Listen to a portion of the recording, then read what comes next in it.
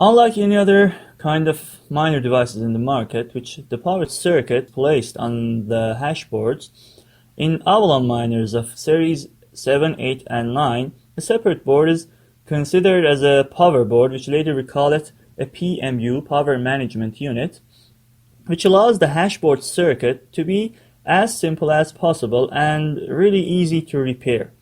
There are two of these power boards in an Avalon miner, one at the right side which feeds the hashboards number 0 and 1, and the other is on the left side for hashboards 2 and 3.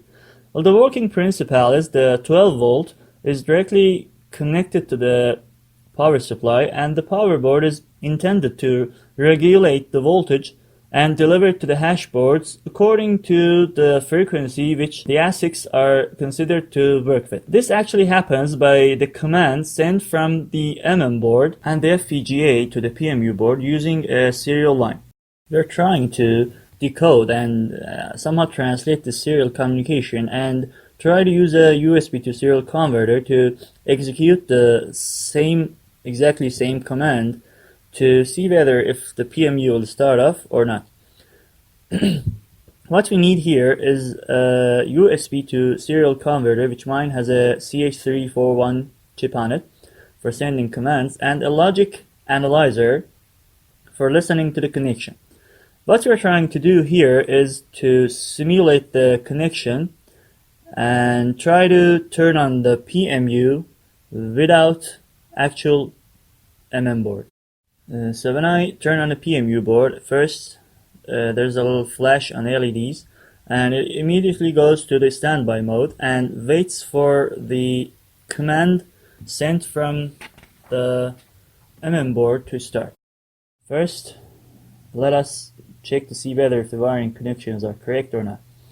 Well, in a USB to serial converter, we should have 3 connections at least for this purpose: a ground line, receive and transmit line.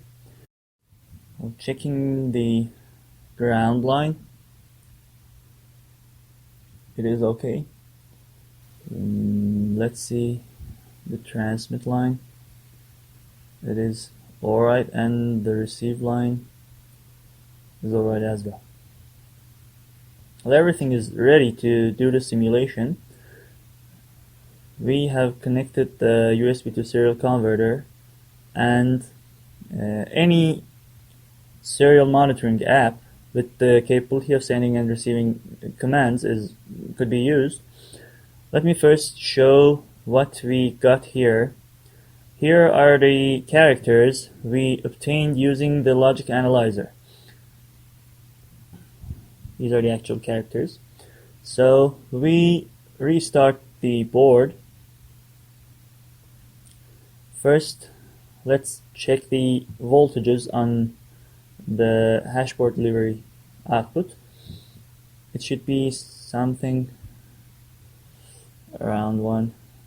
It's 1.2 volts before actually igniting the PMU board, and we'll repeat that after sending the command. Well, the PMU gets started. Let's check it again. It should be something around 10.8, 10.7 when on. You see, it is 10.712 and 10.77.